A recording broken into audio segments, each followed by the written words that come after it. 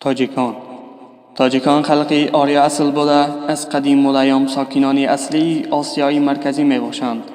تاریخ پیدایش از روی نقطه نظری عالمان غرب مردم تاجیک یگانه ملت است که نسل اصلی خلقهای باستانی ایرانیان شرقی بوده. سغدیان، خوارزمیان، باختریان و دیگر قبیله های شرقی ایرانی یعنی تورانی که وجود خود را از هزاره یکم پیش از میلاد در تاریخ آسیای میانه پی نموده‌اند در بر می‌گیرد. زبان باستانی تاجیکان یکچند شیوه داشت و شیوه های اساسیش سغدی، خوارزمی و باختری بود و به همدیگر خویشی داشت که به گروه زبانهای ایرانی شرقی داخل میشد. در وقت پایدار گردیدن دین اسلام و پهن شدن زبان فارسی که با مجاهدان فارس آمده بود، این شیوه ها از بین می رود و زبان تاجیکی حاضره به مثل زبان مردم فارس به گروه زبانهای غربی ایرانی داخل می شود. تا حال زبان یغنابی یعنی یغنابی زیواق وجود دارد که یکی از شیوه های سغدی به شمار می رود و بسیار کلمه های سغدی در وادی زرافشان وقتی سخنرانی استفاده برده می شوند.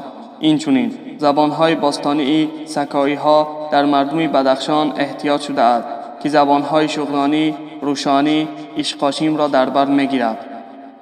اولین بار نام تاجیک همچون تاجیک عالی محمود قاشغری که همسر ابن سینا بود در کتاب خود ثبت کرده است و معنای آن را همچون فارس زبانان معناداد کرده. در اشعار شاعران پارسیگوی هم کلمه تاجیک بسیار وام می‌خورد.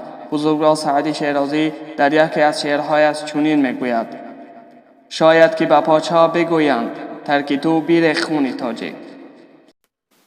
لفظ تاجیک یا تاجک یا تاجیک لفظ از قدیمی که به مردم آریایی یا ایرانی کهن و یا خراسانی بزرگ تعلق دارد. نویسنده دیگر گوید تاجیک شکلی میانه کلمه آریایی طایفه است. خنکاف میگوید که این نام از طریق تاجیکی دری گرفته شده است و اضافه میکند که زردوشت تاج را مانند صلیب مسلمین همچون علامت استفاده میکرد و لفظ تاجیک از کلمه تاج که زینت سر است گرفته شده است. هنری فیل بحث تاجیک را چنین فشرده می‌سازد: تاجیکان عصر حاضر مردمی هستند که با خوش سیمایی معروفند، قیافه جدی، ابروان مشخص مشکی و چشمان غزالی دارند. تاجیکان در واقع مردمی مشهورند که نه تنها در سر تا سر مشرق زمین بلکه در تمام عالم سکونت دارند و تا کوههای تیبت پخش شده اند. باید یادآور شد که کلمه تاجیک را چون افراد اصیل زاده یعنی اصیل زادگان گویند. خلق تاجیک در دوام تاریخ چندین هزار ساله خود بسا فراز و فرود روزگار را دیده است. تاجیکان از عصرهای میانه این جانب در زیر حاکمیت سلاله‌های سرشمار ترک و مغول نژاد زندگی کردند ولی زبان تاجیکی را گم نکردند. خوشبختانه خلقی به آر و ناموس تاجیک و عالمیان تاجیک تاجدار بودن خود را به فرهنگ و مدنیت خود اثبات کرده است. اکثریت تاجیکان در آسیای میانه زندگی میکنند. موقع اساسی جایزی است از شرق و شرق شمالی دولت حاضره ایران در شمال و دولت افغانستان، تاجیکستان، ازبکستان، قرقیزستان و پاکستان جایگیرند. اتنونیمی تاجیک با پیدایش کلمه فارسی میانه علاقمند است که آن همچون عرب در شرق عالم ایران با کلمه انگلیسی ترجمه می شود. لشکری خلافت که زیر پرچم جهاد و آنجا هجوم کرد، قره‌خانیان که میانه را اشغال کردند. آسیای جنوبی کلمه قبر را برای افاده موضوع نشسته اهالی ایران در آن طرف عالم ایران به طور وسیع استفاده بود. قوس‌ها تمام مسلمانان ارمنی را همچون نام ملت‌ها می نامیدند. اتنونیمی تاجیک در عصر 20 پس از علامتگذاری ملی و بنیاد ملت‌های شوروی نام دیگری ملت‌های دری وسیع استفاده می‌شد. شماره عمومی تاجیکان در جهان تقریباً 20 میلیون نفر را تشکیل می‌دهد. قابل توجه است که نمایندگان این قوم در افغانستان بیشتر از آن قدر در تاجیکستان زندگی می‌کنند. تاجیکان با لهجه‌های گوناگون شخصان تاجیک با زبان تاجیکی دری حرف می‌زنند. زیاده از 50 لهجه هست که به 4 گروه اساسی مرکزی و جنوبی، شمال و شرقی تقسیم شده‌اند. وقتی که خلافت عرب آسیای میانه را ضبط کرد، الفبای تاجیکی بر الفبای عربی اساس یافته بود. پس در سال 1929 به الفبای لاتینی ترجمه شد. نوشتگان معاصر بر الفبای کریلی سال 1940 الفبای تاجیکی بار اول به شکل معاصر جاری کرده شد. در سال 1988 در آن همگی 35 حرف به دست آورد و آن به زبان روسی اساس یافت. الفبا با تقسیم 6 حرف تشخیصی برای ifade صداها بسیار کارشناسان زبان دری را همچون نسخه محلی افغانی، فارسی، دری و تاجیکی تقریباً یک خیله می دانند و زبان تاجیکی تنها با زبان نوشتجات فرق می کند که زبانان فارسی، دری، تاجیکی بدون دشواری یکدیگر را می فهمند.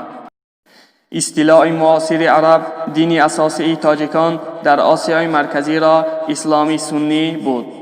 امروز قسم اساسی مردم مذهب حنفی سنی است. در آسیای میانه شماره کمی جماعت‌های شیعه ها موجودند. گروه‌های مخصوصی غربی افغانستان مجبورند که اساساً تاجیکان پامیر حسابیده می‌شوند که پیرو خلق‌های پامیری ایمانی سنتی تاجیکان می‌باشند. زردوشیه به طور وسیع ظاهر می‌شود و اعتقاد قدیمی ریم در دهات. طعام‌های ملی تاجیکان یکی از قدیم‌ترین مطاعهای جهان طعام‌های نزدیکترین ازبکی و فارسی می‌باشند و از جهت نامگویی محصولات و نمودهای خوراک‌ها صنعت کولینری خلق تاجیک زیر تأثیر تاریخ باید تشکل یافته است. اهالی تاجیک پیمانند آنها کوچه‌های زیج ساخته‌اند. شبیه لابیرینت‌ها اساساً خانه‌های پاکسگی در احاطه دیوارها هستند. دول در ناحیه‌های کوهی منزل‌ها از بالای بام سنگی ساخته شدند. هموار و بعضاً خانه ایوان دارد. ایوان از قدیم تاجیک بوده با پرورش زراعتکاری در دشت کوهی و بلندکوه استفاده برده می شود. آبیاری صنعی، زراعت‌های لوبیایی، جو، ارزان، میوه پالیزی و بزها باغ‌های کلانی شاخدار را رشد دادند. شماره زیادی عنعنه‌های مختلف عروسی دارند.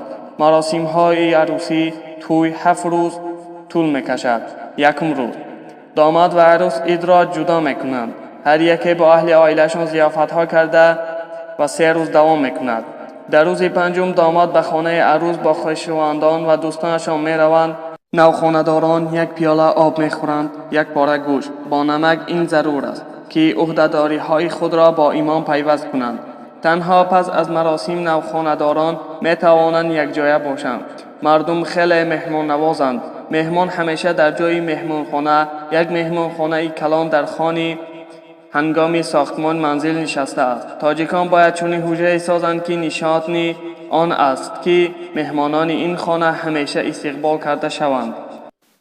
یک جشن در بین خلقها نوروز آن را در روز برابری شب و روز جشن می‌گیرد. نوروز امید نو برای زندگی نو برای مردم را به عید آماده کردن تمام دهه برای تیار کردن سمنک خبر می‌دهد و خوردن اساسی این عید سمنک است.